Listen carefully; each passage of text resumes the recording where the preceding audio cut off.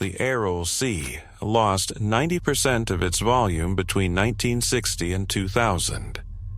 The standard explanation: Soviet irrigation projects diverted the Amu Darya and Sir Darya rivers beginning in the late 1950s, steadily reducing inflow until the sea contracted into two disconnected remnants surrounded by a salt flat the size of Ireland. The explanation is accurate. The irrigation projects were real. The river diversions were real. The ecological catastrophe was real and documented and mourned. What the standard explanation does not address: the decision to accelerate the irrigation diversion was made not by agricultural planners, but by a classified program whose mandate had nothing to do with cotton. The acceleration order is dated 1959. The justification in the agricultural record is economic. The justification in the program file is 2 words: biological containment. I found this file through an environmental monitoring registry. I was systematizing for an institutional inventory of Soviet ecological programs from the 1980s. The Aralsk-7 program appeared as a cross-reference anomaly, an environmental monitoring program classified substantially above ecological research level, with an active entry dated 2003.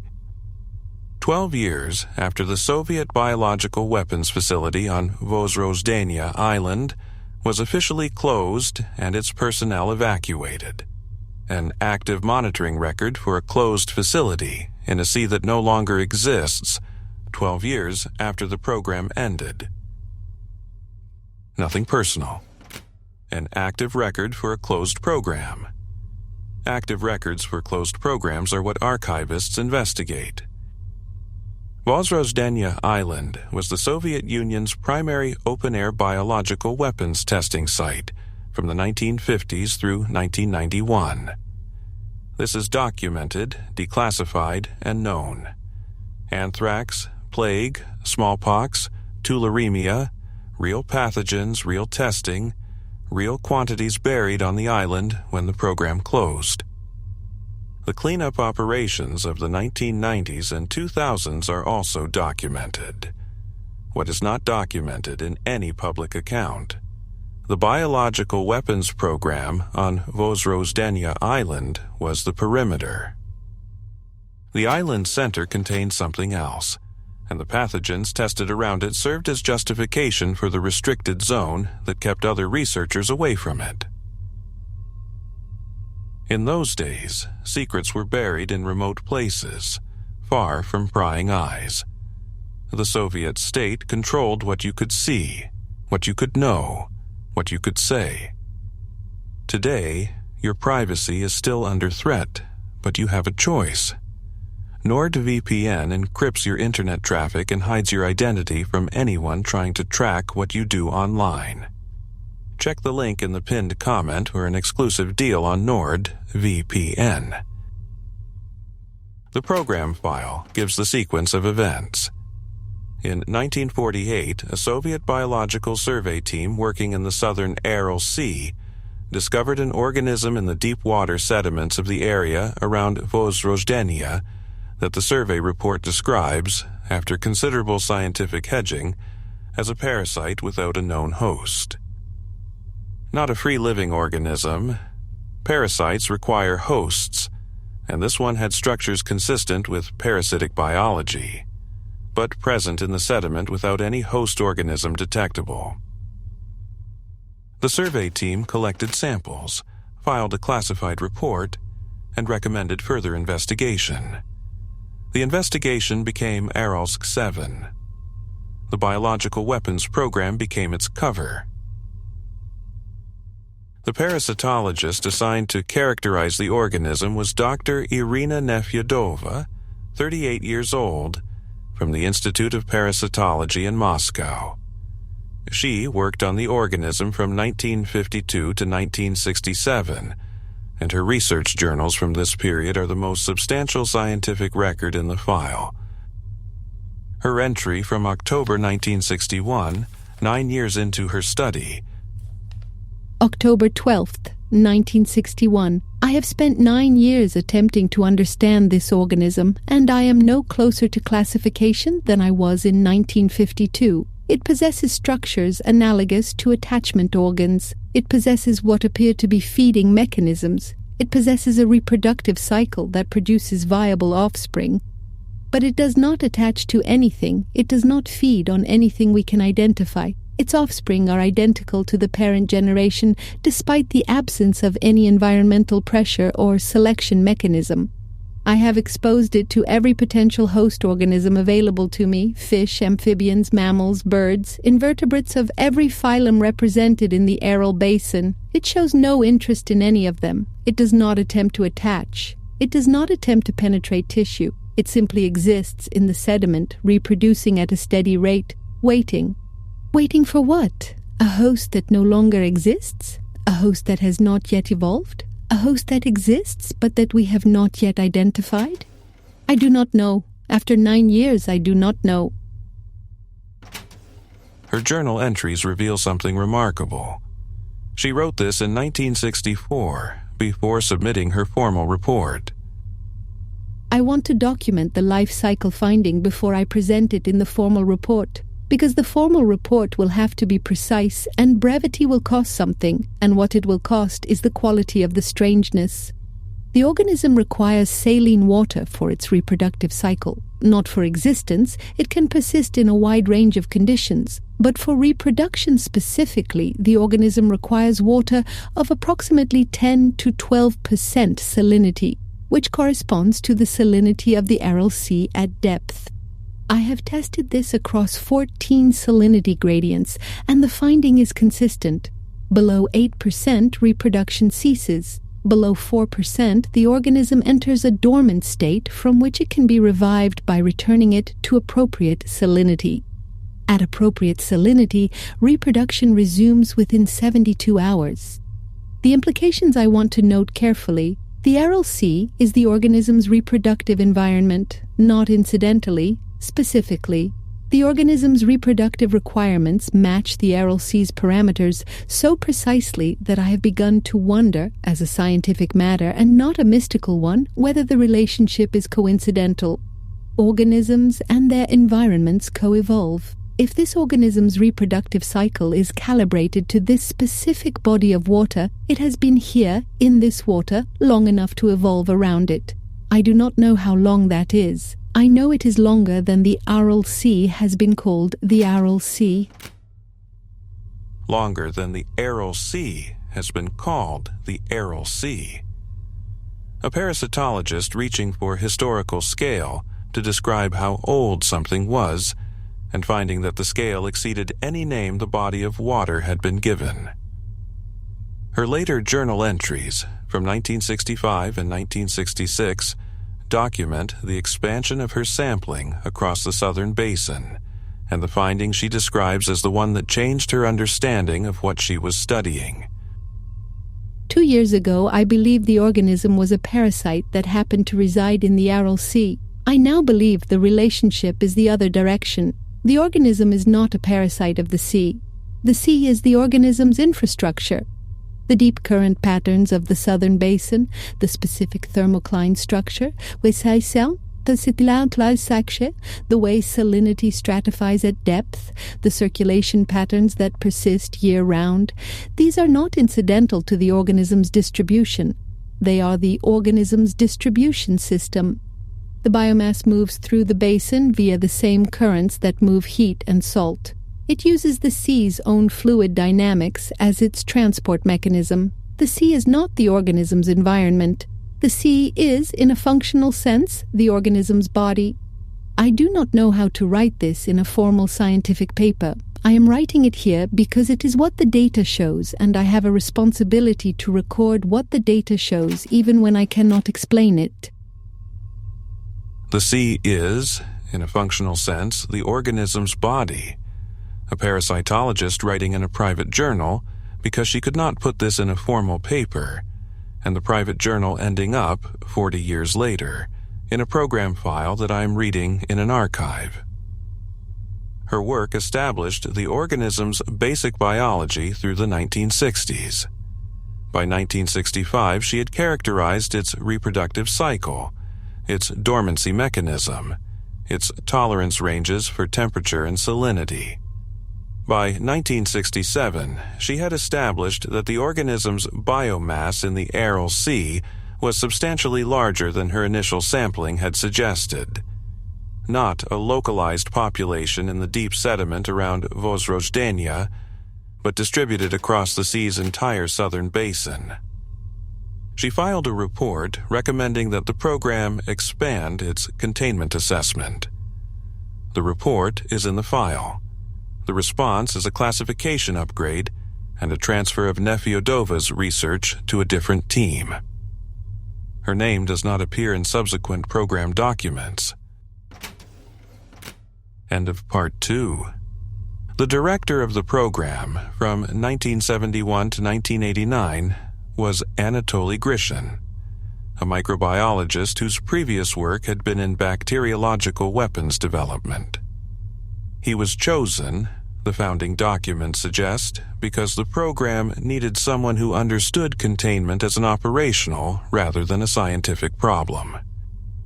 He ran Aralsk-7 as a containment program, not a research program. The research had established what needed to be contained. His job was the containing. In 1986, he called Moscow. The telephone record from September 4th, 1986, is in the file as part of the standard communications log. Grishin, I need to report a change in the organism's parameters that changes the containment assessment. Moscow, proceed. Grishin, the organism is viable at 8% salinity. As of last month's sampling, we have confirmed reproduction at 8%. The threshold was previously established at 10 to 12%. It has shifted. Moscow, define shifted. Grishin, the organism has adapted. In the period between the 1984 sampling and the 1986 sampling, the salinity of the southern basin dropped from approximately 11% to approximately 9% as the sea continued to contract. In the same period, the organism's reproductive minimum threshold dropped from 12% to 8%. It has tracked the salinity decline. It is adapting to the changing environment in real time. Moscow, what is the current sea salinity projection? Grishin, at current diversion rates, the southern basin will reach 4%, the dormancy threshold, in approximately 20 to 25 years. Moscow, and if it continues adapting at the current rate, Grishin, that is what I'm calling to report. If the adaptation rate continues at the pace we observed between 1984 and 1986, a 2-point threshold reduction in 2 years, the organism will be viable below 4% before the sea reaches 4%. The sea was supposed to dry below the threshold and lock the organism in dormancy in the salt. That plan assumed the threshold was fixed. The threshold is not fixed. Moscow, how much time? Grishin, at current adaptation rate, and I want to be clear that this projection has significant uncertainty, the organism may be viable in fully desiccated conditions within 15 to 20 years. Before the sea fully dries. Moscow, continue diversion at maximum rate. Accelerate if possible. Grishin, accelerating diversion will drop the salinity faster, which gives the organism. Moscow, accelerate diversion. That is the instruction. If the sea is gone before the organism adapts to dry conditions, we have a salt flat. If it adapts first, we need it in the salt flat, not in open water. A salt flat is harder to cross than a sea. Grishin, that is not a containment strategy. That is a delay. Moscow, yes, accelerate diversion. That is a delay. Grishin used the word, and Moscow accepted it. The decision to drain the Aral Sea, or rather, to accelerate the draining that was already underway, was not made because anyone believed it would solve the problem. It was made because a delay was the only option remaining, and a sea-sized salt flat between an adapting parasite and the nearest populated continent was better than open water. Now, I need to tell you what the program found when the delay was not long enough. I thought the sea was drained to trap the organism. That desiccation in the salt was the plan, and the plan was expected to work. I was wrong about the direction. Grishin knew in 1986 that the plan would not work. Moscow knew.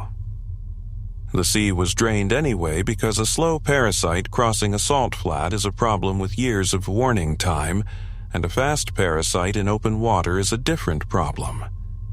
The flat was not a cage. It was a slower route. Here's the first contradiction. The agricultural and environmental history of the Aral Sea diversion describes a decision made for economic reasons. Soviet cotton production required irrigation, the rivers were diverted, the sea shrank as an unintended consequence that became apparent only gradually.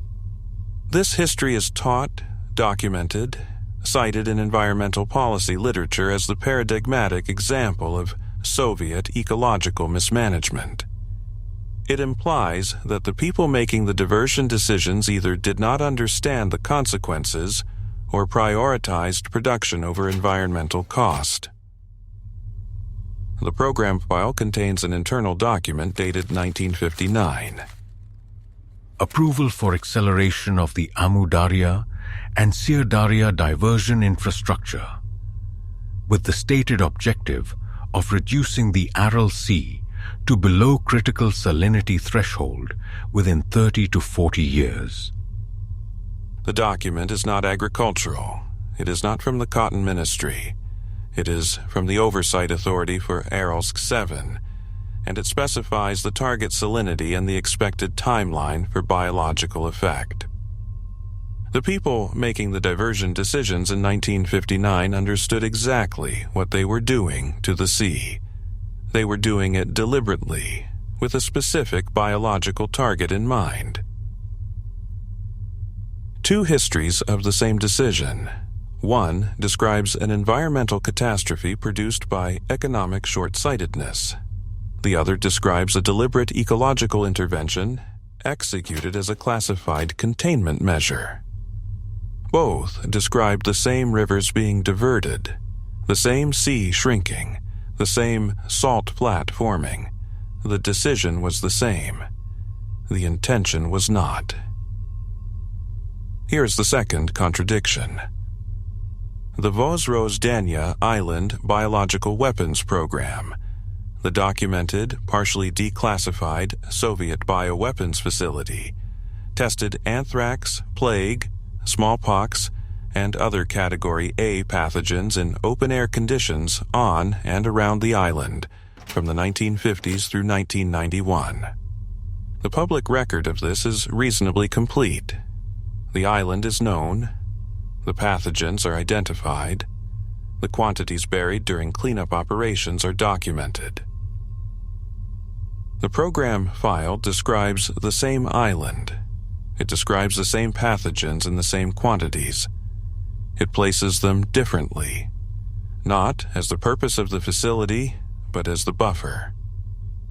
The anthrax was tested on the island's outer zones because the outer zones needed to be lethal to approach without authorization. Open-air anthrax testing provided a self-maintaining exclusion zone that required no guards and generated no paperwork questions about why an island in the middle of a sea had a security perimeter. The pathogens were the fence. The research inside the fence was Nefyodova's work, and later Grishin's containment operation, and later the monitoring that continued after both of them were gone. Two descriptions of the same facility. One is a biological weapons program that incidentally occupied a strategic island. The other is a biological containment operation that used a weapons program as its perimeter. Same buildings, same personnel rosters, same pathogen inventories. Different purpose. Here is the third contradiction, the document that should not exist. The final Soviet-era entry in the Aralsk-7 program log is dated September 1991. Program suspended. Personnel evacuated. Primary monitoring equipment decommissioned. The organism's last recorded status. Contained within the salt deposits of the former southern basin. The file closes. The Soviet Union dissolved 3 months later. The first post-Soviet entry in the program file, filed under Russian Federation classification, different header, different format, is dated 1998. 7 years of silence, then one entry. Organism detected beyond the salt perimeter. Direction of movement, northwest. Rate of movement, approximately 14 kilometers per year. The organism had left the area around the former island. In the 7 years between the program's suspension and the 1998 detection, it had crossed the salt flat and was moving northwest toward the former coastline, toward the mainland. The environmental monitoring registry that led me to this file contains a series of satellite images of the Aral Sea basin. Standard ecological monitoring, catalogued under desertification studies. In the 2019 imagery, an anomaly is visible in the salt flat approximately 340 kilometers northwest of the former Vozrozhdeniya Island position. A series of parallel ridges running across the salt surface. Regular, geometrically regular, in the specific way that distinguishes biological patterning from geological formation. The ridges run in parallel lines, separated by consistent intervals, oriented toward the northwest, toward Aralsk, toward the nearest city. I did the arithmetic. 340 kilometers in 21 years, from the 1998 first detection to the 2019 satellite image, approximately 16 kilometers per year, slightly faster than the 1998 rate of 14. The rate is increasing. The distance from the 2019 position of the parallel ridges to the city of Aralsk, approximately 180 kilometers. At 16 kilometers per year, 11 years. At 18 kilometers per year, 10. At 20, 9. The monitoring program is active. The 2019 satellite image is the most recent entry in the registry. Someone is looking at the images every year. Someone is documenting the position of the ridges. Someone is updating the registry notation. The registry notation for the 2019 entry contains no recommendation, no escalation flag, no record of any action taken in response to the data. Just coordinates. Just the image. Just the distance from the nearest population center noted without comment. I have been sitting with the arithmetic for 2 weeks. The organism has been moving for at least 21 years. The monitoring has been continuous. The documentation is current. And the most recent registry entry, from 2019, records the position and the heading and the distance to Aralsk, and contains no evidence that this information was acted upon by anyone.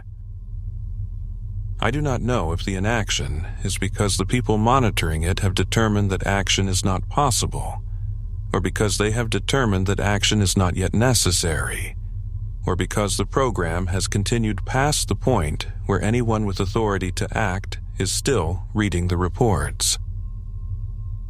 I am going to close this file. I am going to note the ecological registry cross-reference as reviewed. I am going to log my access. Grishin set it to Moscow in 1986, and Moscow repeated it back to him. A delay. The sea was drained as a delay. The salt flat was a delay. The monitoring is a delay.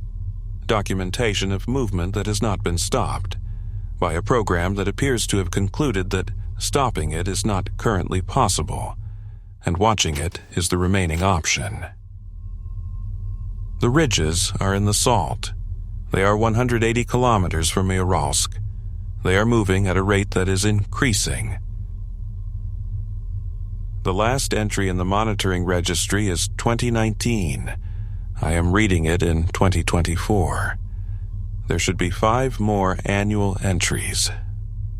I searched the registry for 2020, 2021, 2022, 2023, 2024. The 2019 entry is the last one. I do not know if the monitoring stopped because the program was suspended, or because the personnel changed and the new personnel do not know what they are monitoring, or because in 2020 something changed that made further entries unnecessary. I am closing the folder. The arithmetic is what it is.